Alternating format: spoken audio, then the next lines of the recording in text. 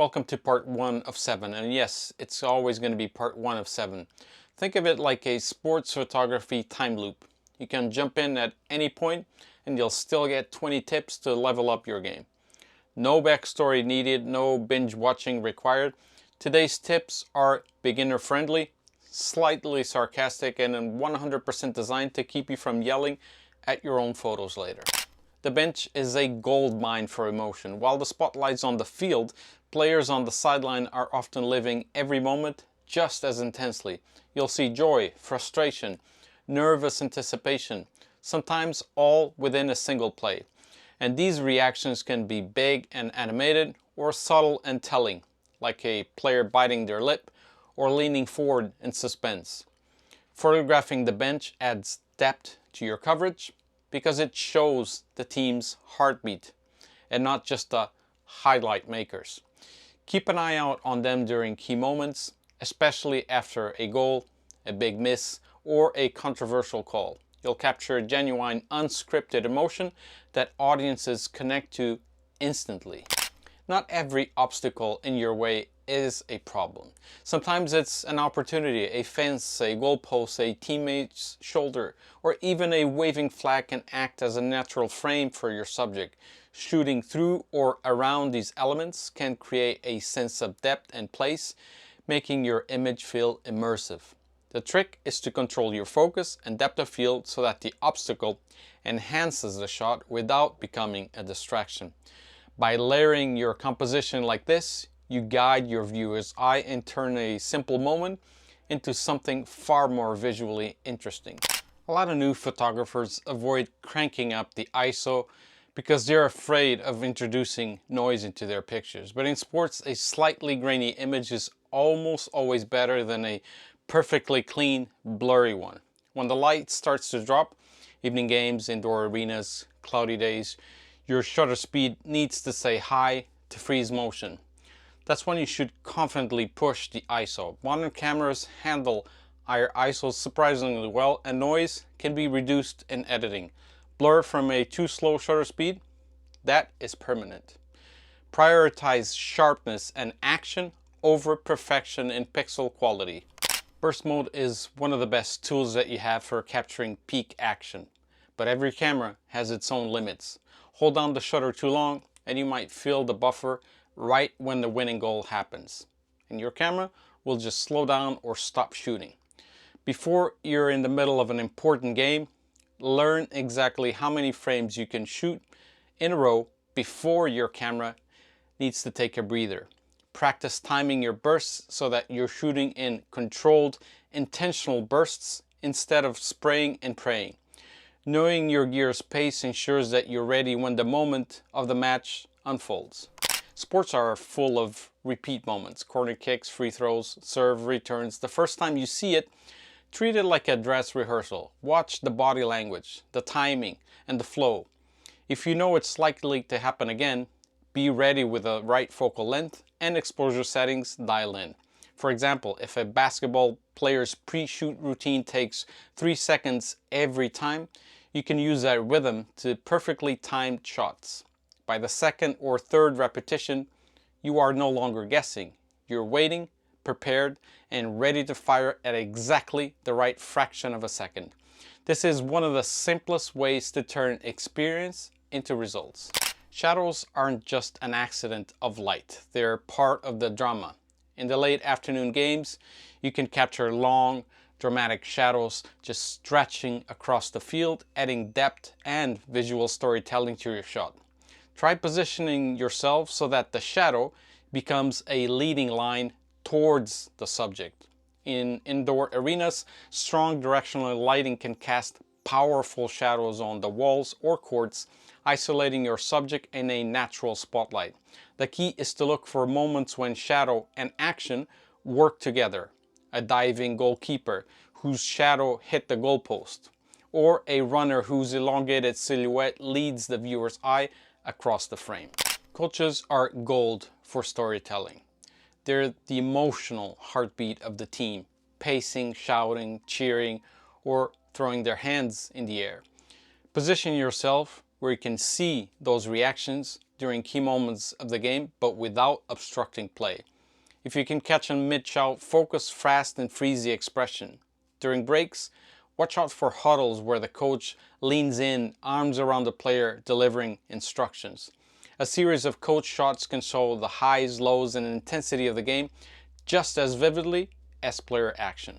Most beginners put the camera down during halftime, thinking that nothing is happening. And that's a missed opportunity.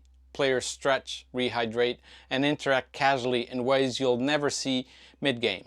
Coaches often talk strategy, and fans get louder as anticipation builds for the second half. Use this time to capture candid, human moments. A player smiling at a teammate's joke, a child in the stands waving a flag, or a close-up of a mud-covered boot. These moments give your gallery variety and depth, breaking up the constant action shots with genuine behind-the-scenes storytelling. It's natural to focus on the winning moments, the celebrations, the high fives, the trophy lifts, but defeat tells just as a compelling story. The bowed head of a sprinter who missed the podium, the silent bench after a missed penalty, the exhausted collapse at the finish line. These are all emotional counterweights that make your coverage richer. Keep an eye out on both ends of the emotional spectrum, especially after the final whistle. Constructing the joy of one team with the heartbreak of another is a powerful visual storytelling. It's not glamorous, but a good camera strap is like insurance. In crowded sidelines, someone will eventually bump into you. Without a strap, your camera could hit the ground faster than you can say warranty void. Wrist straps give you quick flexibility, while neck or harness straps are best for heavier gear during long shoots. If you are switching between two cameras, a dual harness lets you drop one and grab the other in seconds. Think of it as a seat belt. Most of the time, you won't notice it, but when you need it, it's a lifesaver. Beginners often whip the camera wildly to follow the action, which makes focusing harder and shots shakier. Instead, practice smooth tracking, pivot with your body, keep the subject in the same part of the frame, and move at their speed. Imagine you're locked into an invisible rail, keeping motion fluid rather than frantic. For example, when following a sprinter, start tracking them before they enter your perfect shooting zone, and then press the shutter when they peak stride. Smooth tracking produces sharper shots, less fatigue, and a higher hit rate. When the light is behind your subject, you can either fight it or embrace it. Drop your exposure to darken the foreground and let your subject turn into a clean, sharp silhouette against a glowing sky or a bright stadium light. This works beautifully for sports with distinctive poses, a tennis serve, a high jump, or a cyclist in motion. Silhouettes strip away detail and focus entirely on the form, making your image graphic, striking, and timeless. It is especially effective during sunrise or sunset when colors are warm and backgrounds uncluttered. In sports, your ears can be just as valuable as your eyes. The roar of the crowd, the whistle of the referee, or the pounding of feet often signal a moment worth capturing. For instance, in football, the crowd often swells just before a long pass is thrown. That's your cue to lock on focus downfield. In tennis, a sharp gasp from the stands might mean a surprise drop shot is coming. Training yourself to react to sound gives you an edge, especially in fast-paced games where looking up too late means you already missed it. Every athlete has habits. A basketball player who always drives right, a football forward who favors a certain foot, or a volleyball server with a telltale bounce pattern. By observing these, you can anticipate exactly when and where the action will peak. For example, if you know a tennis player tosses the ball high before a big serve, you can frame and pre-focus for that perfect mid-air shot. Anticipation turns guesswork into calculated timing, making you more efficient and more accurate. A crooked horizon in sports photography can make even the most dramatic moment feel amateur.